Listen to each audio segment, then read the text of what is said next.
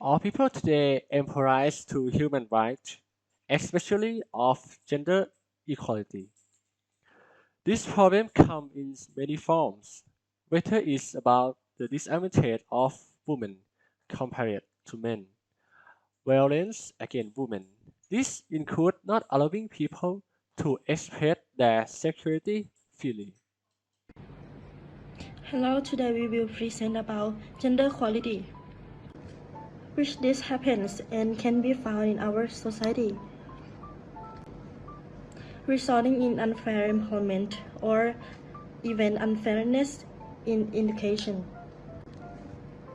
Although Thailand has a treaty to reduce violence against women,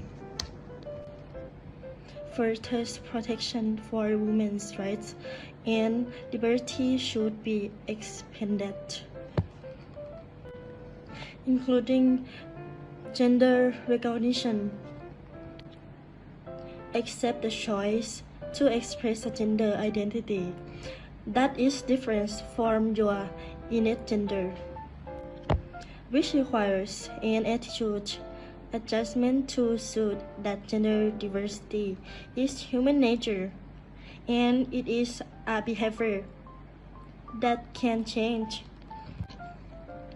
according to the framework of the laws in the country and the current world. So, let's find out where did the problem of gender equality come from. Let's listen to it. Now, I would say the last 10 years have truly addressed an imbalance, and they've given women more of a voice in the workplace. But now it's time to move on. So what have I seen in the last 10 years that makes me come to this conclusion? I've seen a gender equality bandwagon rising in the workplace. I've seen a rise in female entitlement. I've seen some men who have this unspoken tension. Some men who believe they're becoming the sacrificial lambs of the workplace. I didn't get the job because I'm a man. Guess what? I also hear I didn't get the job because I'm a woman. Deeply ingrained sexist views, some conscious, some unconscious, from both men and women. Companies that focus on gender equality just to get the badge, and worse still, as a badly judged PR exercise whipped out each year on International Women's Day. The sheer fact that there are still more male CEOs called David in the UK's top 100 companies than women. 7 Davids and 6 women. Now, I think it's time to call out this gender equality bandwagon, and it seems no one wants to, so let's all give it a try today.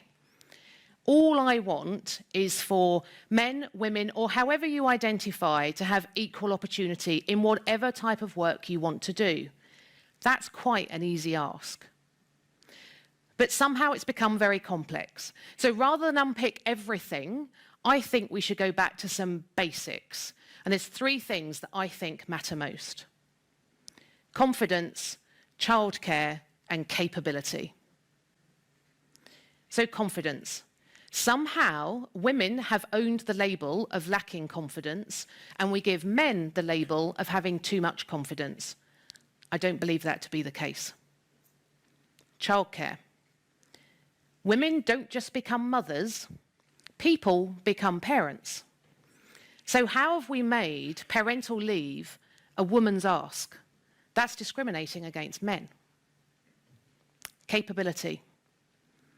Women's networks have popped up everywhere. Women in finance, women in tech, women in retail, and they focus on capability. So are we feeding a myth that women are less capable? From the video clip, she said, "It's going to tell us that women receive fewer social benefits than men in many things." We drive gender equality issues, build capacity at the corporate level, and encourage all employees to have the right and exercise the right to show their full potential. To illustrate how gender equality awareness can help eradicate gender discrimination and inequality. This is the example of how good if we have gender equality. So now I've established some of the obstacles to engaging men, but why should we support gender equality? Of course, it's fair, it's right, and it's just. But more than that, gender equality is also in our interest as men. If you listen to what men say about what they want in their lives, gender equality is actually a way for us to get the lives we want to live. Gender equality is good for countries. It turns out, according to most studies, it turns out that those countries that are the most gender equal are also the countries that score highest on the happiness scale. And that's not just because they're all in Europe.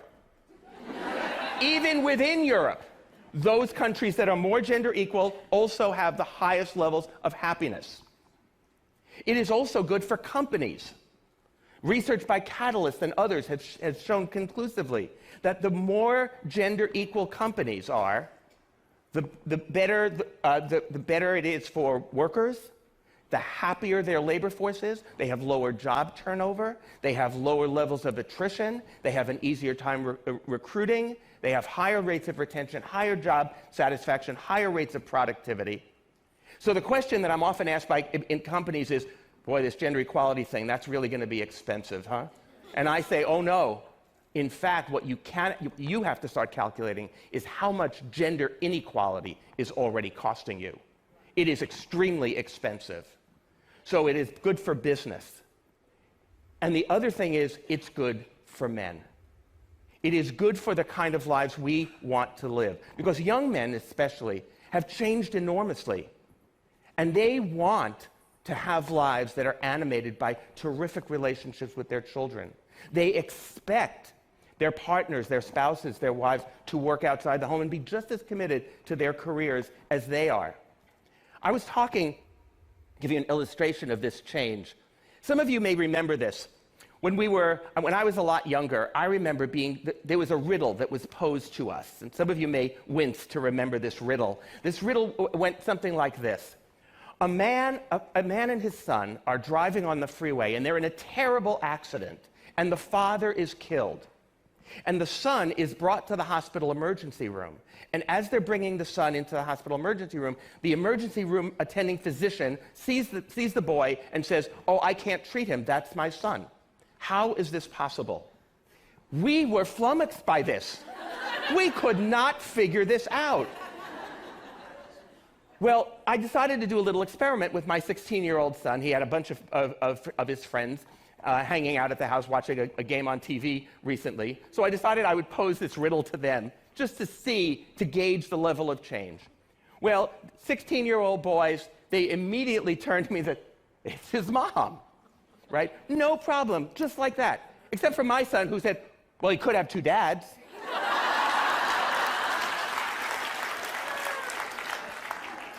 That's an indicator of how things have changed. Younger men today expect to be able to balance work and family. They want dual career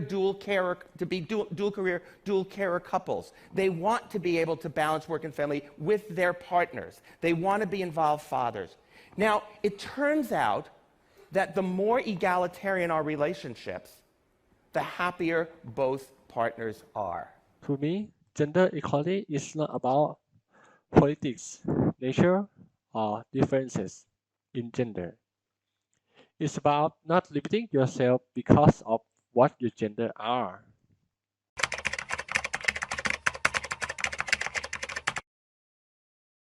Here are some ways to support your LGBTQ+ friend. Number 1, reassure your friendship and support. Your friend has just come out as a minority that some people may not support. So be a kind person. Show that you don't fall under the disapproving crowd by affirming that you're still their friend, no matter what. These words of affirmation will provide them with a sense of relief. So make sure that your support is clear to them right away. Say things like, "This doesn't change our friendship at all," or "You'll always be my friend, no matter what." Number 2, offer them a hug. Were they emotional before they revealed their sexuality to you? Coming out can be an overwhelming experience. Many people get emotional right as the words come out of their mouth, especially if you're the first person they've come out to. If you're unsure of what to do, offer them a hug. Hugs build a sense of trust and safety by boosting oxytocin levels. And for people with physical touch as their primary love language, this can be a great way to show your full support of their reveal. Number 3, learn more about their sexuality. There's a world of different sexualities and identities out there. Some that you may not have heard of, but all are as valid as the next. If you're confused about the terms they've used to identify with themselves, don't be afraid to ask them about it nicely and appropriately. They'll likely be happy to explain further for you. If they're unsure themselves, give them a nudge to go see a therapist or counselor to help clear things up. Even if they don't push through with that, showing thoughtful concern can mean the world to them already. Number 4, lighten up. Not all LGBTQ+ members come out of the closet the same way. Some may come out in a grand spectacle, while others come out low-key. Everyone's experience is different. In any case, it's still important to show your unwavering support. Stay off the jokes that may be deemed harmful and inappropriate, but don't act completely different and uptight either. Your friend would just want you to act the same way you've always done, while also getting their sexuality or identity off their chest. And that's a perfectly reasonable thing to wish for. If their signals are unclear, ask them how you should support them as a friend. Give them a chance to express their desires by opening a clear and open means of communication with them. Number 5, be an ally. Has your friend or sibling come out to you and did so in fear that someone else would disapprove of their identity? While there have been waves of progress made to challenge and fight against discrimination in recent years, it's still not completely phased out. If you hear another friend or classmate make homophobic or transphobic remarks, challenge their hurtful speech or help them understand the weight of the words they throw out. No matter what, there are just some people who will never be on your friend's side. The best thing you can do is to be a genuine friend that will always be there for them. Create a safe place for your LGBTQ+ friend or loved one to be themselves. And number 6, continue doing the same things. Do you and your friends play video games every Friday night? Do you walk home from school every day? Well, keep doing it. The last thing your friend or loved one wants is to make things awkward between you two. Your friends might have stressed over the possibility of a friendship ending between you two or slowly drifting away. But your friend coming out doesn't change anything negatively. Continue nurturing the friendship and growing together. You can help them feel more at peace. So what was your favorite tip from this list? When a friend comes out to you, focus your attention on them. Give them a chance to express themselves. Listen and show your support with no strings attached.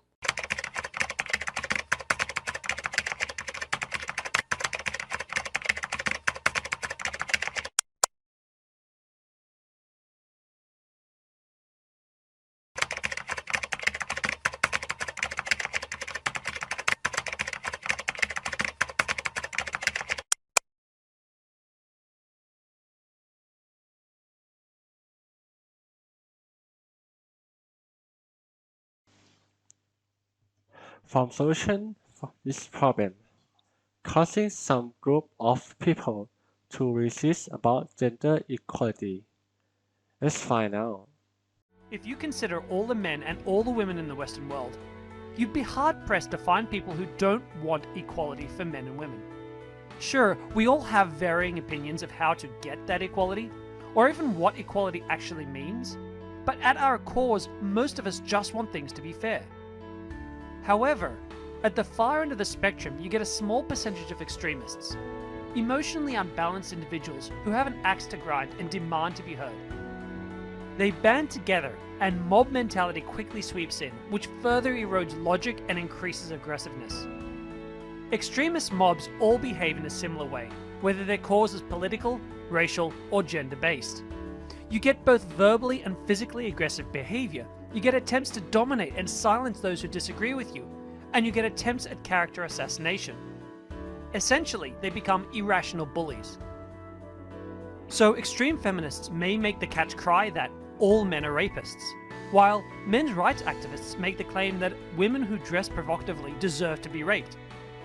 Even though these opinions are far removed from the views of the majority of feminists or men's rights activists, the media loves extremism. And so this tiny faction gets 90% of media attention and 90% of social media shares. This means that the rest of us fall victim to a serious case of what you see is all there is. As a man who isn't actively involved in any feminist groups, my personal experience is that almost all the feminists I see online seem to think that all men are rapists and most of us should be locked up for breathing. While the average feminist has the experience that almost all men's rights activists she sees believe that women deserve to be raped. It's my experience that the average feminist and the average men's rights advocate could get along quite well. They both want many of the same outcomes. They both have genuine sympathy for the needs of both genders. Sure, they won't agree on everything, but most feminists I know personally respect my opinions about men's rights, as I respect their opinions about women's rights. As a result, productive adult discussions flow easily, with both parties walking away with a more open mind than before. It will be consequences of the solution already, because the sad truth is that women globally are still in a worse position than men. Although the term feminism hasn't existed for quite so long, the fight for gender equality has been going on for centuries. Coined in 1837 by a French philosopher, feminism initially referred to feminine qualities of character, but the term has since been politicized. Feminism can be defined as the advocacy of women's rights on the basis of gender equality. Essentially, everyone should have the same access to resources, opportunities, work, and the chance to participate in society. This includes representation in government, the media, and large corporations. Okay, for the example, the government have solved problem by pushing rural policies or come out to show right for the gender equality. For example, let's see the cube.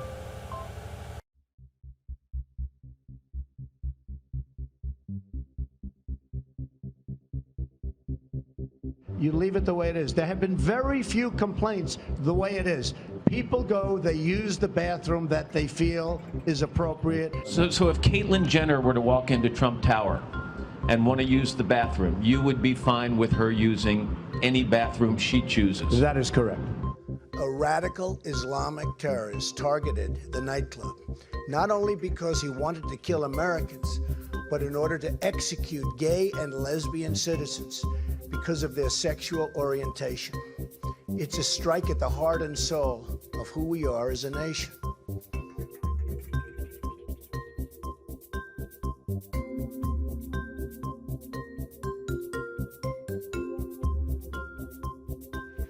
A friend of mine called up, he said, you know, you don't get enough credit because in Palm Beach, you opened a club that nobody would do, and it's open to everybody.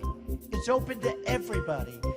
And a member of the club, great guy, who's gay, wrote this magnificent letter saying what Donald Trump did, nobody else would do. I will do everything in my power to protect our LGBTQ citizens from the violence and oppression of a hateful foreign ideology. Believe me. Do you support marriage equality? It's irrelevant because it was already settled. It's law. It was settled in the Supreme Court. I mean, it's done. So even if you appoint a judge that... It's done. You have, these cases have gone to the Supreme Court. They've been settled. And I think I'm fine with that.